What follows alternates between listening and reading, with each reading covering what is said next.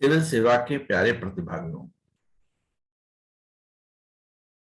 अभी तक हम लोग बात कर रहे थे इंडियन इकोनॉमी की। भारतीय इकोनॉमी के चैप्टर नंबर 10A की हम बात कर चुके हैं। भारतीय अर्थव्यवस्था के अध्याय 10 में हमने आरबीआई की इस्टेब्लिशमेंट के बारे में बताया था कि आरबीआई का इस्टेब्लिशमेंट कैसे हुआ, उसकी स्थापना के लिए क्या क्या पूर्व में प्रयास किए गए थे और किस प्रकार से वह भारत के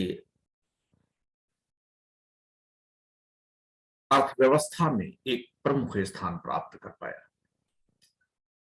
उसके लंबी लड़ाई को हमने देखा था और किस प्रकार से वो फंक्शन किया, कैसे कैसे किन किन स्टेजेस से होकर के वो गुजरा, इन सब की हम बात कर चुके हैं। आज भारतीय अर्थव्यवस्था में आरबीआई के फंक्शंस क्या हैं, किस प्रकार से आरबीआई अपनी मॉनिटरी पॉलिसी को संपादित करता है और उसकी अर्थव्यवस्था पर क्या असर हुआ है, भारतीय अर्थव्यवस्था किस रास्ते पर चलती आई है आरबीआई के नियंत्रण में। इन्हीं पहलुओं पर बात करते हुए आज हम आरबीआई के फंक्शंस की बात करेंगे कि किस प्रकार से आरबीआई कार्य करती है, अपने फंक्शन करती है। अगर हम आरबीआई के फंक्शंस की बात करें तो हम पाते हैं कि आरबीआई बेसिकली कई तरह के फंक्शन करती है, लेकिन जो इसके मूल फंक्शन है वह मूल फंक्शंस दो तरह के होते हैं, जैसा कि आपके इस स्क्रीन पे दिख रहा है कि भारतीय रिजर्व बैंक प्रमुखता दो प्रकार के कार्य करता है। एक तो नोट निर्गमन का कार्य और दूसरा सामान्य बैंकिंग कार्य। इनमें सबसे पहला प्रश्न उठता है कि भारत का RBI, reserve bank of India, जो भारत का रिजर्व अपने पास रखता है, वह किस प्रकार से नोट निर्गमन का कार्य करता है। हालांकि ये नोट निर्गमन का कार्य इसको बहुत बाद में मिला, जो आज ये अहम भूमिका निभा रहा है। कई स्टेजेस से गुजरा। हम बैंकिंग के चैप्टर में जब बात करेंगे तब हम देखेंगे कि भारत में पत्र मुद्रा का निर्गमन कैसे शुरू हुआ और किस प्रकार से वह आरबीआई तक आ पहुंचा और आरबीआई की आवश्यकता क्यों पड़ी। लेकिन अभी हम आरबीआई के फंक्शंस की ही बात करेंगे, यहां पर उन्हीं बातों को तक अपने आप को सीमित रखेंगे।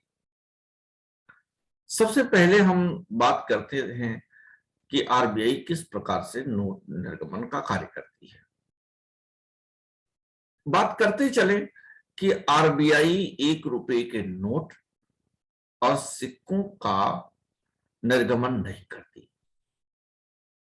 1 रुपए के नोट का निर्गमन भारत सरकार का वित्त मंत्रालय करता था, हालांकि इसको अभी रोक दिया गया है, और सिक्कों का निर्माण भारत सरकार करती है।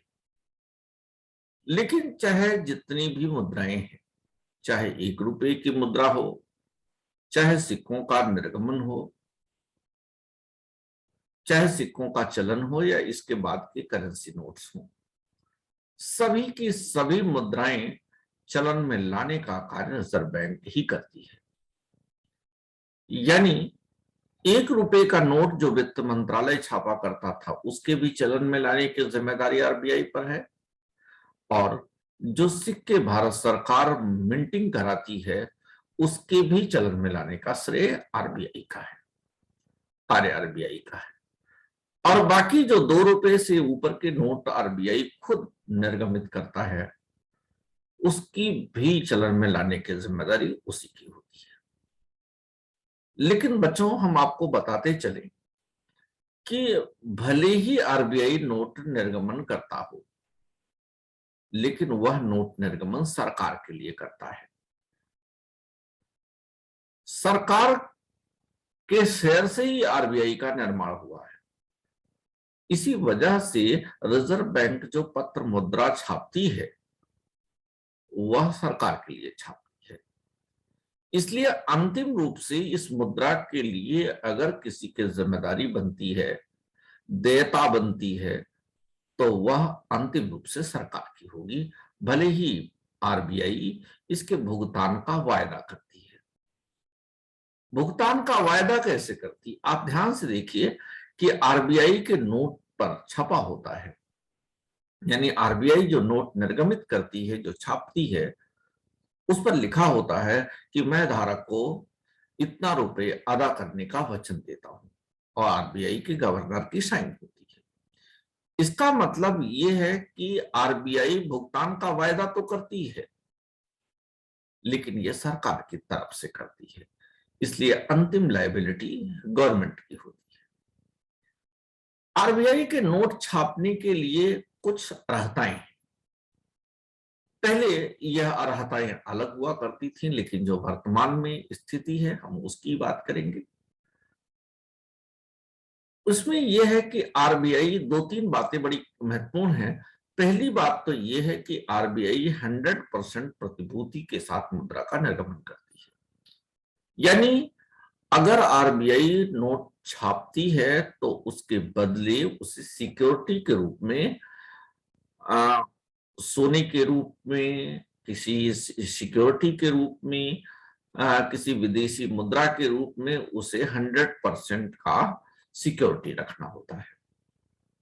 लेकिन आरबीआई के नोट निर्गमित करने के लिए जो एलिजिबिलिटी है आज वर्तमान में, वो ये है कि 200 करोड़ रुपए की सिक्योरिटी उसको अपने पास रखना आवश्यक है।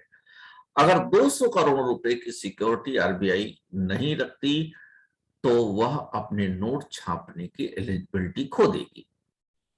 इसमें जो 200 करोड़ रुपया है वह 100 करोड़ रुपया सोने के रूप में, धातु के रूप में, और 85 करोड़ रुपया यानी 85 करोड़ रुपया विदेशी मुद्रा या विदेशी प्रतिभूति के रूप में उसे रखना होता है। और तभी आरबीआई मुद्रा छापने की एलिजिबिलिटी पाती है।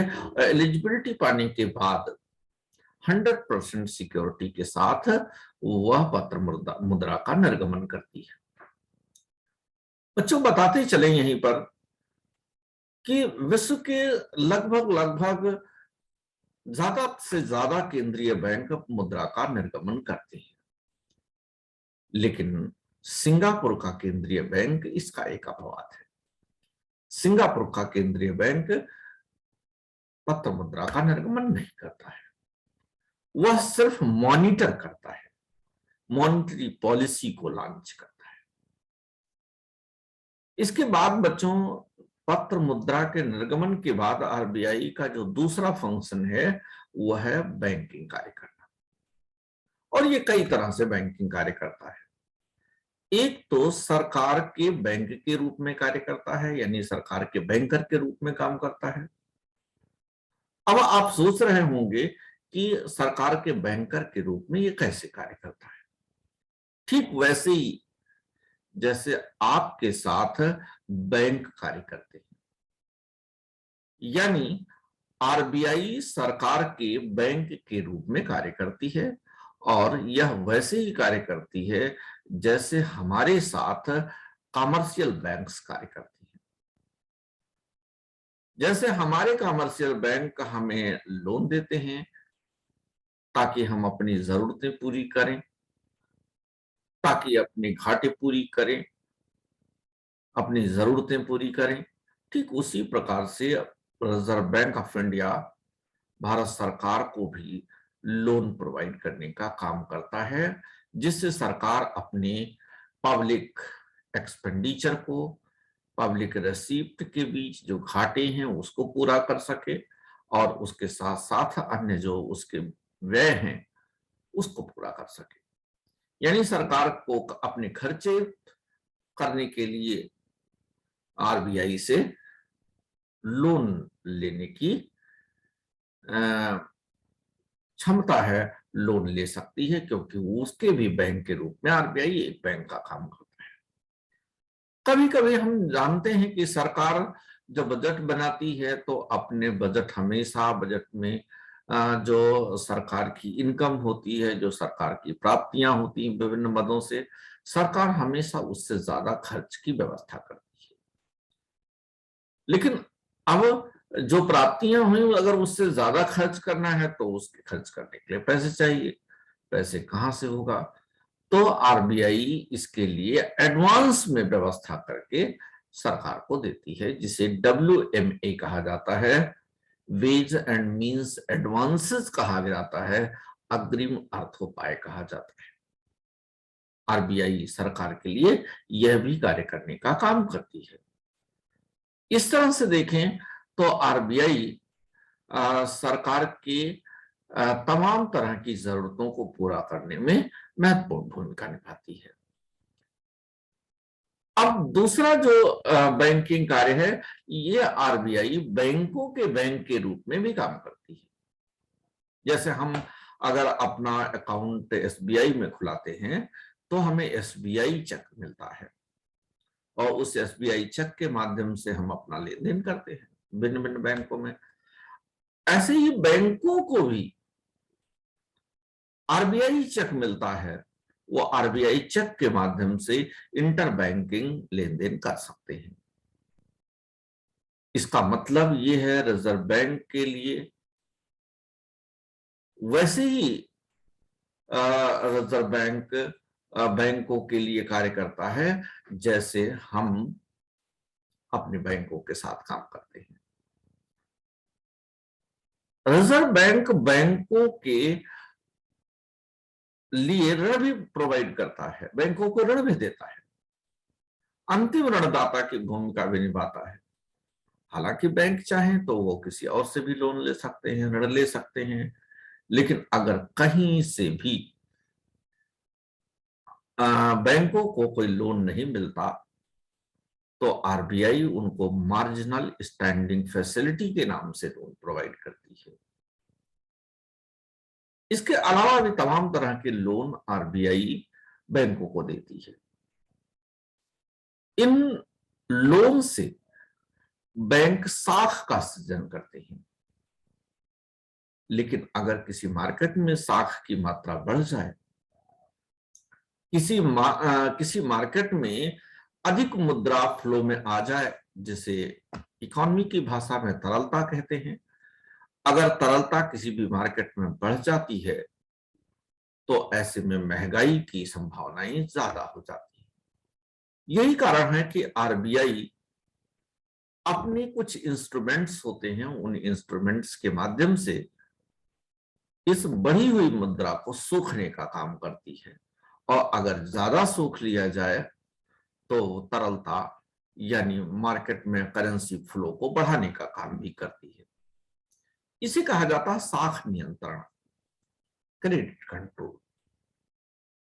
कई बार वह क्रेडिट कंट्रोल डायरेक्ट अपनी इंस्ट्रूमेंट का यूज करके कर लेती है, पैसा डाल देती है या पैसा निकाल लेती है।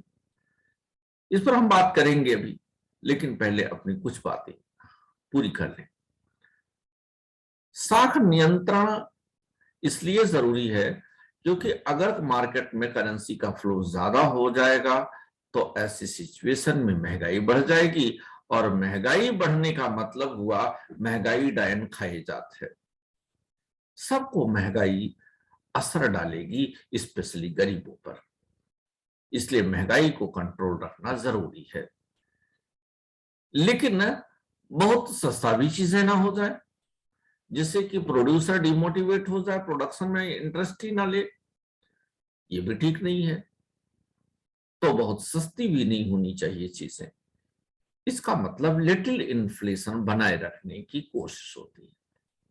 लिटिल इन्फ्लेशन यानी हल्की हल्की महंगाई हर साल थोड़ी सी हो जाए तो अच्छा होता है, इकोनॉमी में वो टॉनिक का काम करती है।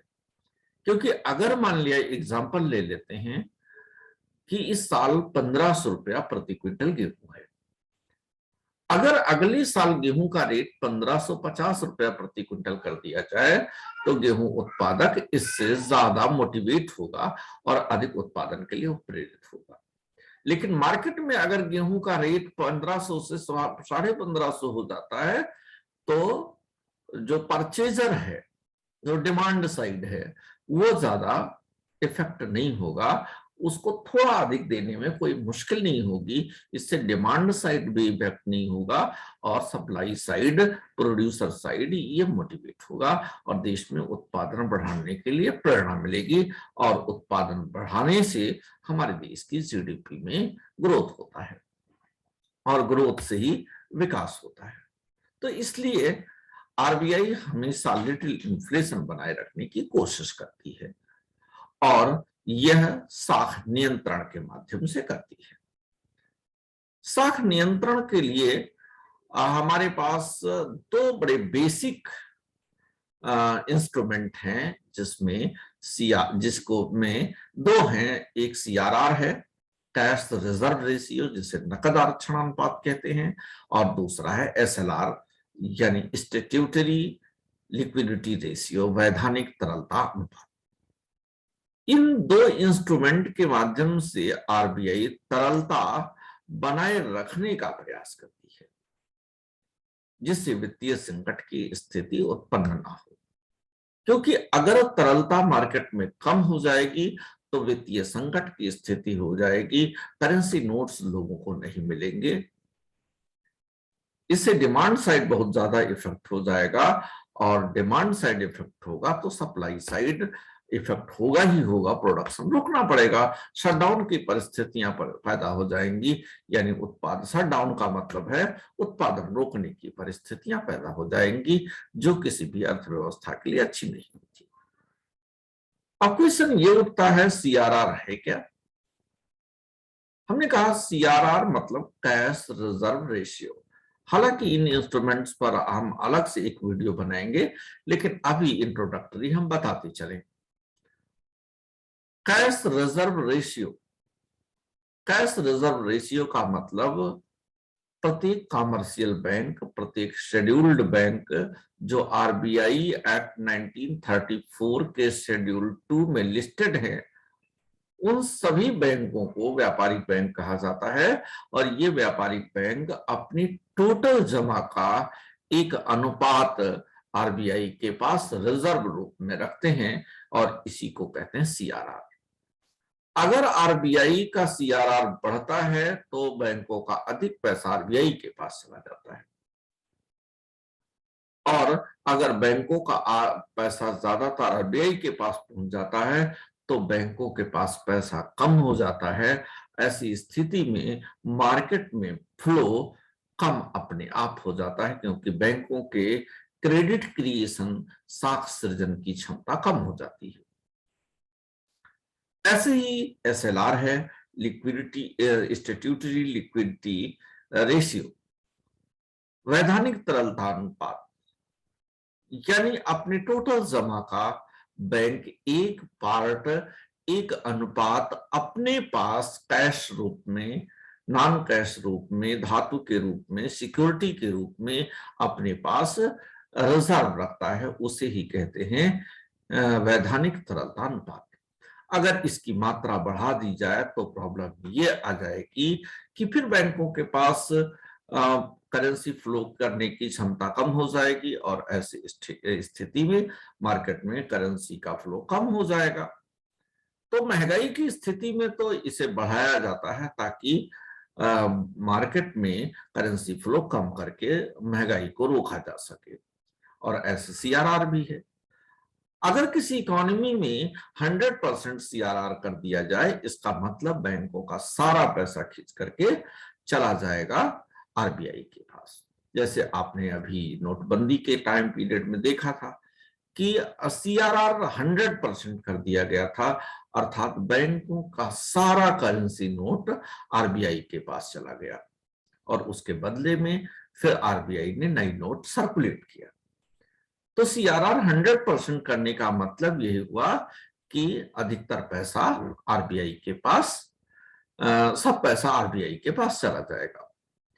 तो एसएलआर और सीआरआर बढ़ा करके मार्केट में करेंसी का फ्लो कम किया जा सकता है और इनका रेशियो कम करके मार्केट में करेंसी का फ्लो बढ़ाया जा सकता है, और इस तरह से बैंकों के साख सृजन की क्षमता को कम या ज्यादा करके हम मार्केट में करेंसी का फ्लो कम कर सकते हैं, अधिक कर सकते हैं, यानी तरलता को नियंत्रित कर सकते हैं। और तरलता नियंत्रित होने से महंगाई जैसी परिस्थितियों पर काफी हद तक नियंत्रण हो जाता है। तो इस तरह से दूसरा काम बैंक के रूप में, यानी ये दो मुख्य तरह के काम थे। आरबीआई का एक तीसरा काम भी है मौद्रिक नीति को जारी करना। बच्चों, किसी भी अर्थव्यवस्था में दो नीतियां बड़ी अहम रोल प्ले करती हैं, एक तो राजकोषीय नीति और एक मौद्रिक नीति। राजकोषीय नीति राजकोष से संबंधित होती है, जो सरकार के नियंत्रण में कार्य करती है। सरकार अपने बजटरी सिस्टम के माध्यम से इसे संचालित करती है। और दूसरा होता है मौद्रिक नीति। मौद्रिक नीति का संपादन उस देश का, यानी हर एक देश के जो सेंट्रल बैंक होते हैं वही संपादित करते हैं। हमारे देश का सेंट्रल बैंक आरबीआई है, इसलिए रिजर्व बैंक हमारी मॉनेटरी पॉलिसी को संचालित करने का कार्य करता है। बेसिकली अपनी मौद्रिक नीति के माध्यम से आरबीआई साख का नियंत्रण करती है, यानी मुद्रा से उत्पन्न प्रभावों पर नियंत्रण स्थापित करती है। चूंकि आपको अभी हम बता चुके हैं, साख मुद्रा के सृजन व्यापारिक बैंक करते हैं, जो कुल मुद्रा का एक बड़ा महत्वपूर्ण भाग होता है। वह मुद्रा प्लस आरबीआई के द्वारा जारी जो मुद्रा होती है, वह मुद्रा बेसिकली चलन में होते हैं। और चलन में जितनी प्रकार की मुद्राएं होती हैं, जो जनता के पास होती है, जो आरबीआई सर्कुलेट करती है, जो बैंकों के पास होती है, जो बैंकों के द्वारा सृजित की जाती है, उन सभी मुद्राओं को चलन मुद्रा कहते हैं। अर्थात इसको एक संकेत M3 से संकेत करते हैं, M3 से संबोधित करते हैं। इस पर भी हम मॉनेटरी एग्रीगेट्स कई यूज किए जाते हैं। हम अलग से वीडियो बना करके बात करेंगे कि M0 क्या होता है, M1 क्या होता है, M2 क्या होता है, M3 क्या होता है और M4 क्या होता है। लेकिन अभी M3 को ऐसे समझिए कि M3 का मतलब मार्केट में सर्कुलेट हो रही सारी मुद्राएं जो चलन में होती हैं, जो जिनका उपयोग आप डायरेक्ट कर रहे होते हो। आरबीआई अपने मौद्रिक नीति को संचालित करने के लिए बेसिकली बहुत सारे इंस्ट्रूमेंट का यूज करती है। और ये इंस्ट्रूमेंट इसलिए यूज किए जाते हैं ताकि मार्केट में लिक्विडिटी को नियंत्रित रखा जा सके।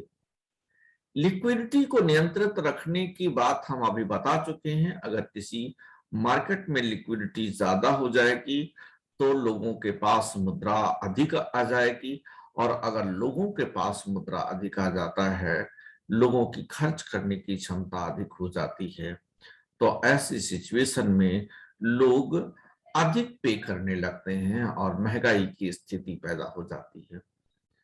महंगाई की स्थिति अमीर लोगों पर ज्यादा असर नहीं डालती, लेकिन निश्चित तौर पर करेंसी का जो फ्लो होता है वह सब पर, अर्थव्यवस्था के सभी लोगों में समान रूप से नहीं होता।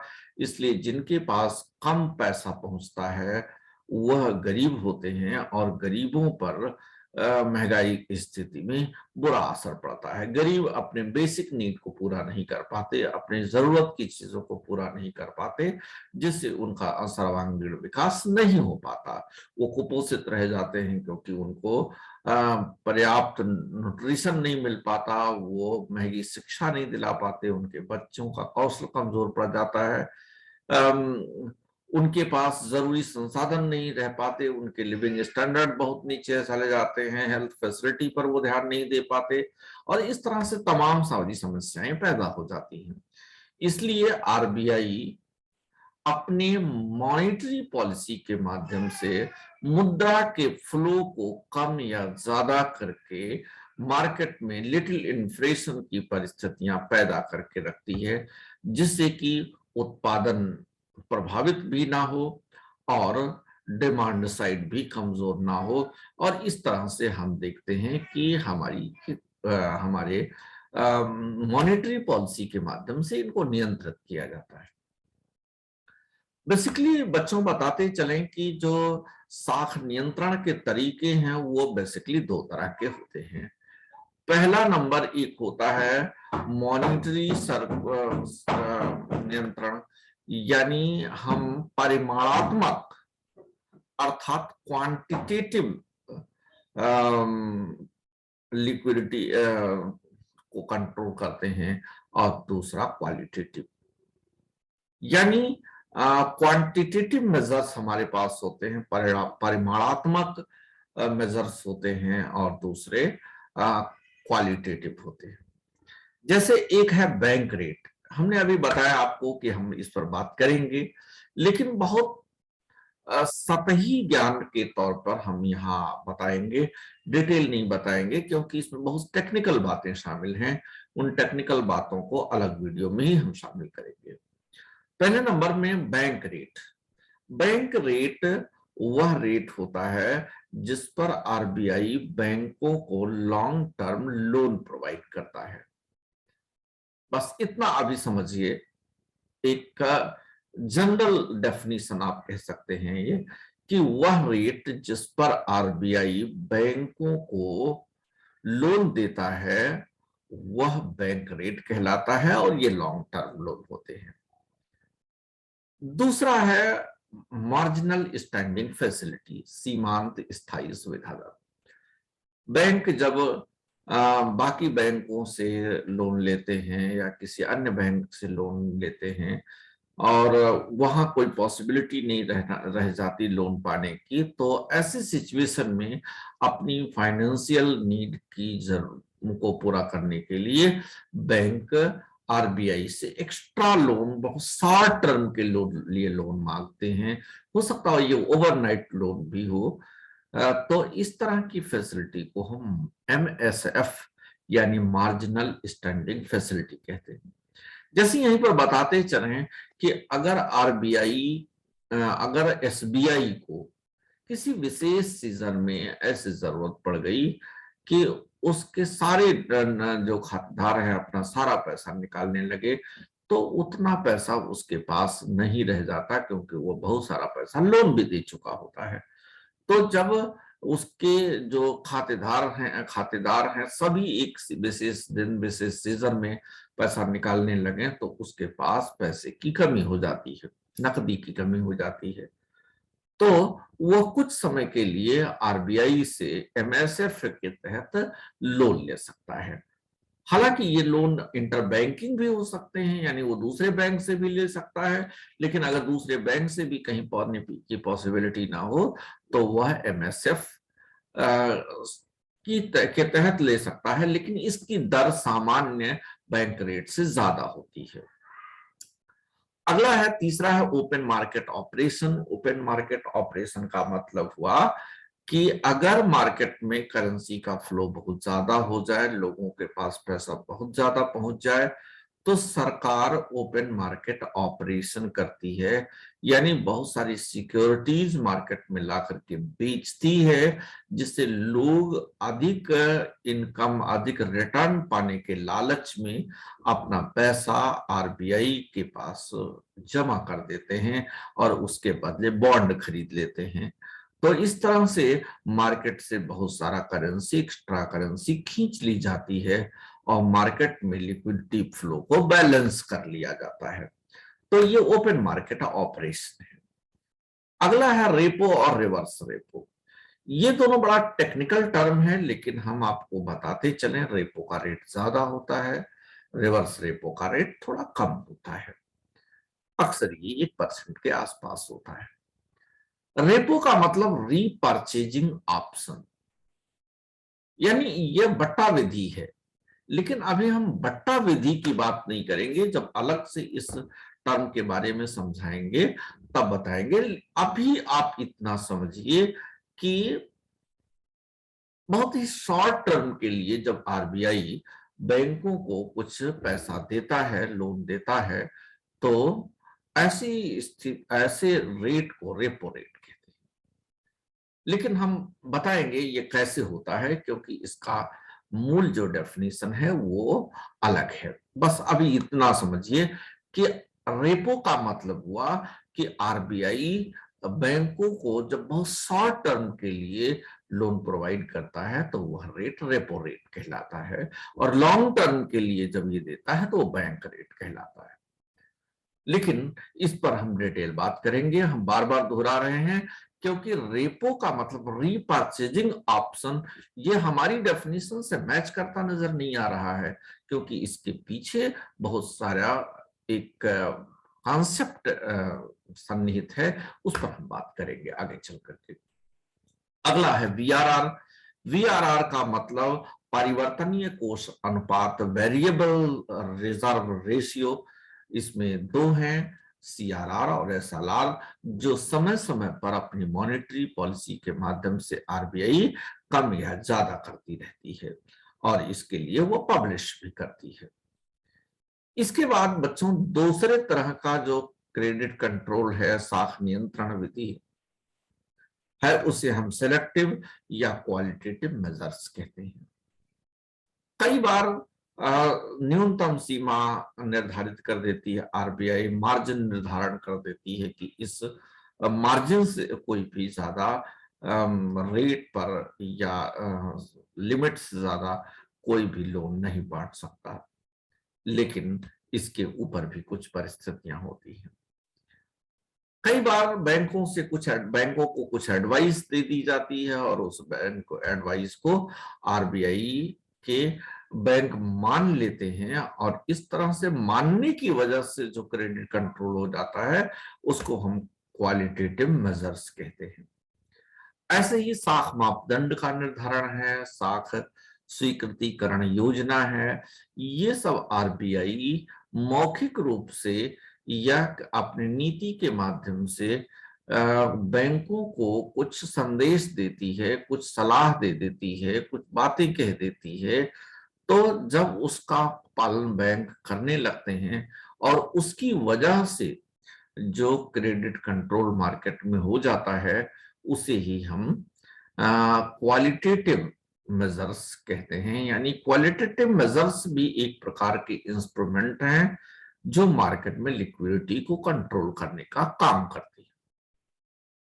बच्चों एक और टर्म यूज होता है एलएएफ, लिक्विडिटी एडजस्टमेंट फैसिलिटी। ये भी आरबीआई अपने रेपो और रिवर्स रेपो के माध्यम से करती है। वर्तमान में पर डे का जो महंगाई है, इस पर आरबीआई अपने इसी फैसिलिटी के तहत नियंत्रण रखती है। यानी आज की महंगाई क्या थी, कल क्या है, कल क्या थी, इस तरह से पर डे का जो असेसमेंट करती है आरबीआई की महंगाई की स्थिति लिटिल इन्फ्लेशन की रहे, हल्की महंगाई की स्थिति बनी रहे, तो रोज हमारी इकोनॉमी पे आरबीआई नजर रखती है और वह इसी एलएएफ के माध्यम से रखती है, जिसका फुल फॉर्म है लिक्विडिटी एडजस्टमेंट फैसिलिटी। और इसमें दो इंस्ट्रूमेंट वह यूज करती है, रेपो रेट और रिवर्स रेपो रेट। इन दोनों को यूज करती है, यानी रेपो और रिवर्स रेपो का प्रयोग करके रोज की महंगाई को नियंत्रित करने का काम करती है अपनी मॉनेटरी पॉलिसी के अंतर्गत। बच्चों आरबीआई का एक चौथा काम भी है जो विदेशी मुद्रा के संरक्षक का कार्य है। आरबीआई जो भी विदेशों से मुद्रा आती है वो सब की ये कस्टोडियन होती है। आप देखते हो, रोज सुनते रहते हो कि हमारे देश की फॉरेन करेंसी रिजर्व या फॉरेन एक्सचेंज रिजर्व ये बहुत बड़ा है। हम दुनिया के चौथे ऐसे देश हैं जिसके पास सबसे ज्यादा फॉरेन करेंसी रिजर्व या फॉरेन सिक्योरिटी रिजर्व है, फॉरेन एक्सचेंज रिजर्व है। विदेशी मुद्रा भंडार, फॉरेन करेंसी रिजर्व, यानी हमारे पास विदेशी मुद्राओं का बहुत बड़ा भंडार है। विदेशी विनिमय भंडार, फॉरेन एक्सचेंज रिजर्व, इसमें करेंसी के साथ साथ हम सिक्योरिटीज को भी, विदेशी बॉन्ड्स को भी, विदेशी सिक्योरिटीज को भी शामिल कर लेते हैं। और हम दुनिया में आज बहुत बड़ा विदेशी मुद्रा भंडार, विदेशी विनिमय भंडार रखने वाले देश हैं। बच्चों, ये आपका वैसे ही काम करता है जैसे आपके बैंक में अगर रुपया ढेर सारा जमा है तो आप हमेशा रिस्क लेने की क्षमता रखते हो, आपका दिल नहीं हिलता, आप परेशान नहीं होते, आप निडर बने रहते हो। ऐसे भी कोई देश है? आपने देखा कि हमारे देश में ही नहीं पूरी दुनिया में कोरोना एक पैंडेमिक के रूप में आया था, लेकिन हमारे प्रधानमंत्री कभी नहीं डरे। वह केवल देश के लोगों को ना केवल मुफ्त में अनाज दे रहे हैं, मुफ्त में जरूरत की चीजें दे रहे हैं, मुफ्त में बहुत सारी सुविधाएं दे रहे हैं, अपितु वह पूरी दुनिया को वैक्सीन दे रहे हैं, पूरी दुनिया को तमाम तरीके से मदद भी कर रहे हैं। ये इसलिए है क्योंकि हमारा विदेशी मुद्रा भंडार बहुत ही रिच है। जब पूरी दुनिया इस समय दिवालियापन की स्थिति में है, तब हम पूरी दुनिया को वैक्सीन बना करके फ्री में बांट रहे हैं, दान दे रहे हैं, और इसकी प्रशंसा भी पूरी दुनिया से हमें देखने को मिली। जब चाइनीज वायरस ने पूरी दुनिया को तबाह कर दिया तो हिंदुस्तानी वैक्सीन ने पूरी दुनिया को, दुनिया के स्वास्थ्य की चिंता की। यह बहुत गर्व की बात है। और यही नहीं, जब डोनाल्ड ट्रंप जी थे, उन्होंने आईपीसीसी से, international panel for climatic change से अपने आप को अलग करने की घोषणा की, तो भारत ने उसको सांत्वना दी कि हम आपके साथ हैं, और भारत पूरी दुनिया के जलवायु को के लिए चिंतित है, और इसमें हमारा बहुत बड़ा कंट्रीब्यूशन होगा। यही नहीं, जो दुनिया की एक बड़ी महाशक्ति, सैनिक महाशक्ति है रसिया, जब उसको करेंसी की प्रॉब्लम आई तो भारत ने उसे 75,000 करोड़ रुपए उधार के रूप में दिया, लोन के रूप में दिया। तो ये सब हमारी बढ़ती हुई इकोनॉमी की वजह से है, और यह मजबूती हमें मिली हमारे विदेशी मुद्रा भंडार से, विदेशी विनिमय भंडार से। तो दोस्तों, ये था आरबीआई का फंक्शन। जो बेसिक बातें थी इस पर हमने बात कर लिया।